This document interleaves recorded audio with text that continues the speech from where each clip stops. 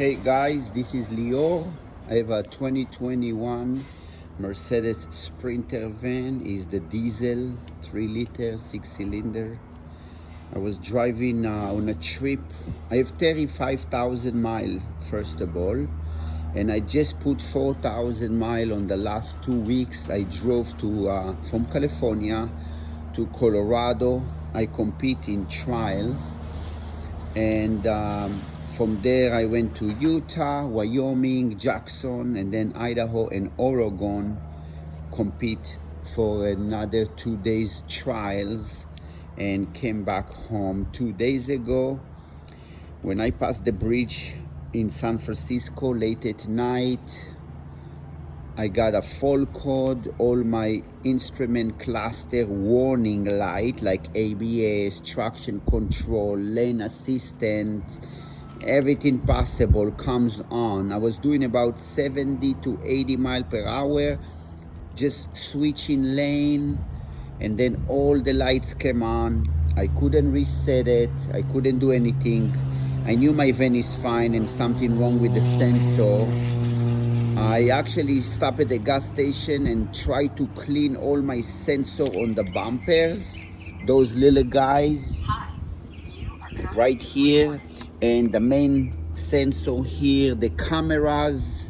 You guys know there is a cameras here, and the back bumper sensor. I clean everything because all the mosquitoes and the stuff, debris from the trip, but nothing helped. Sorry for the noise. There is a Corona airport not too far from me. Anyway, let's make it short. So I tried to clean everything, nothing works. I went to the dealer, Mercedes dealer. They quote me $670 to replace the front sensor on the left side. I guess it broke from debris or whatever flying on the freeway. I honestly don't remember hitting anything, but I just think it's a stupid sensor and it's not strong at all. I guess it broke from vibration. Now, because I have 35,000 miles, I believe it should be under warranty. I'm actually used to work at the dealership for a BMW motorcycle. As you can see here, I have my own shop and I'm fixing motorcycles. And when I used to work at the dealer, this is an independent shop, Leor's Motor Ride. When I used to work at the dealer, if a motorcycle will have ABS fault code or anything, it always will be covered under warranty. You have 36,000 miles or 3 years on a BMW motorcycle. It's a quality parts, but they do have lots of recall, all kinds of bulletins, and we usually take care of those things. So I believe this sensor should be warranty, just because the mileage and the year. This van is 21, it's only a year and a half old with 35,000 miles.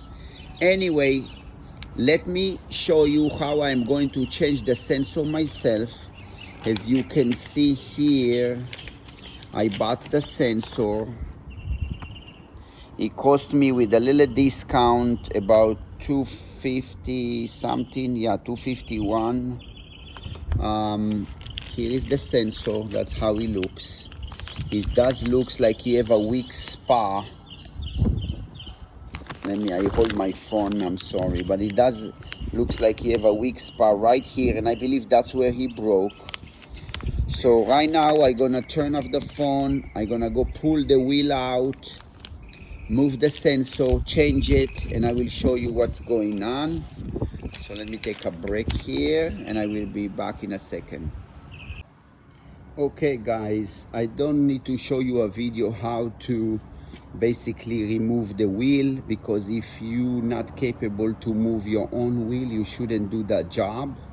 So basically all you need is 19mm socket, and you move the bolts, you move the wheel. Here is the sensor right here, and you can see it's broken right here. Look how it's wiggly here. Okay, it basically lost contact here, so I'm gonna change it. Let me go back to this side, and here I cannot wiggle it. It's pretty tight, but I kind of scared to move it because now I know it's fragile and it breaks easily. I was just thinking also if some aftermarket company can make some guard, like a plate, aluminum plate, maybe using the same bolt and just having a small plate coming in front and protect this sensor.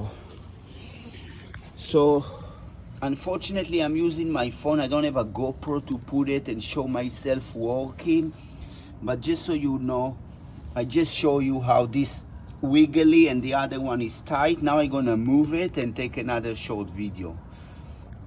By the way, this is all my fault code. The parking brakes is actually 2 of them because my parking brakes is on, but it's usually only one. Check engine lights, all the collision, all the traction control, another ABS, basically everything is on. Now I'm actually turning the wheel so it's easier for me to work. So I'm turning the wheel to the left, and I'm going to move the sensor. It's much easier right now to work. Okay, so back again. The tool I use for the bolt, it's in, they call it E8. Okay, it does shape, it's like a opposite. It's like a torque bolt, but it's the female side.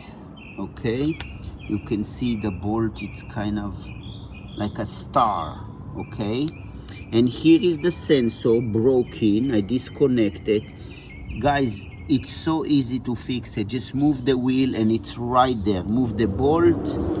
You can see here it's broken. There's only one pin left, and this is the new one, and I guess the weak point it's right here. So now that's how it goes. This thing is dirty anyway. I can clean it with alcohol a little bit, but it goes right here, and this plug right here. I'm holding the phone, I don't want to break it, give me a second.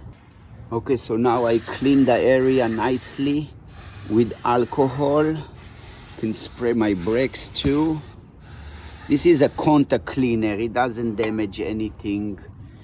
And here you can see I already plug it. Now I'm gonna put it back in, nice and easy. Again, this is where he cracked and broke. Right here, look how thin is it. I don't think Mercedes did a good job with design this sensor. Now if we're gonna, I don't really do off-road much, so imagine those guys who go off-roading, they have more risk if somebody roosts them in the front. So what I'm saying is, if someone will make a plate who goes here with a longer bolt and a washer or spacer, and have the plate coming right here and protect the sensor, that will be awesome. And actually I may build something and do it myself with just longer bolt and a spacer, and I have some protection here, because it's again, it cost me $250. I'm spending about 15-20 minutes job, let's say, and it's no fun to do it, you know. But the dealer asked for $670, and I saved some money, and I just think it should be under warranty if the sensor broke. Okay, let me finish the job and I will see if the lights goes off. Okay, I just start the van again because I do wanna straighten my wheel so I can put it back nicely. Okay, so this is straight, and the only thing I need to do is reset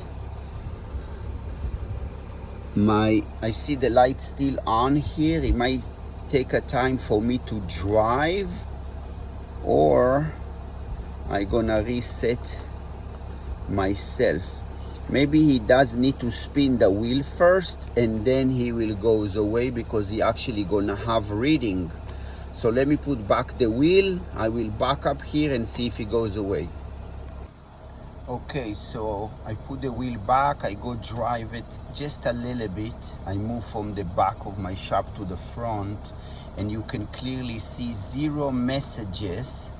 All those warning light disappear, but the only light stay on is the check engine light.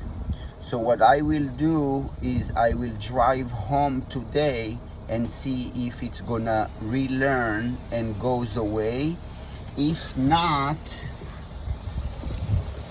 there is a sticker here, how to reset the service, not service, but the warning lights. I'm gonna move this panel here.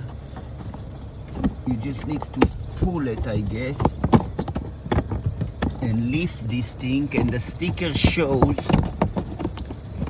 it's kind of a pain here, but the sticker shows to wait 20 minutes.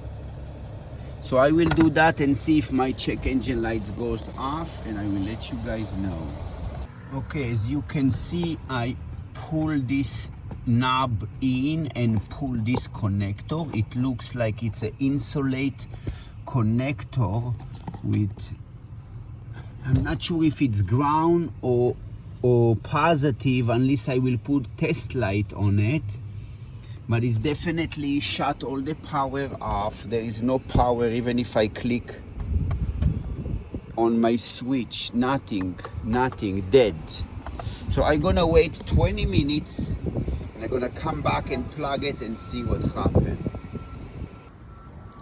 Okay guys, I was waiting from 3:20. It's actually 22 minutes. Let me just go put this back. So this thing goes inside right there, and I'm gonna push it. I hear kind of click, and let me see. Gonna turn my key on, start it. Let's see. Okay, I just started and my check engine lights is on. So the only thing left to do, I will drive home today, and I'm gonna contact the dealer now because I don't know what is going on. Maybe I will drive it again. Let me see if that will help after he was sitting. Unless there is another sensor broken. Let me see. I will continue drive. Okay guys, as you can see, I have no more check engine lights, no warning light on. That's the seat belts. Basically, when I replace the sensor, all the safety warning lights are gone, and the only thing left is the check engine light. I tried the reset connector here on the bottom, if you guys remember. It didn't work, but then I drove home about 15 miles. The check engine light still stay on, so I connect my aftermarket fault codes reader, and it did tell me front left speed sensor error. I reset it, delete it, and my check engine light goes off, and I'm done. So basically it's all good, and this is something you guys can learn from. I'm sorry if the video was long and you want to get straight to the point, but as a shortcut you can do yourself. Just change the sensor and the lights might go off for you. If not, you need to erase the check engine light, just like happened to me with the tool, which you can also borrow, I believe, from auto parts like AutoZone, O'Reilly. I think they offer that service. Okay, have a good day, guys.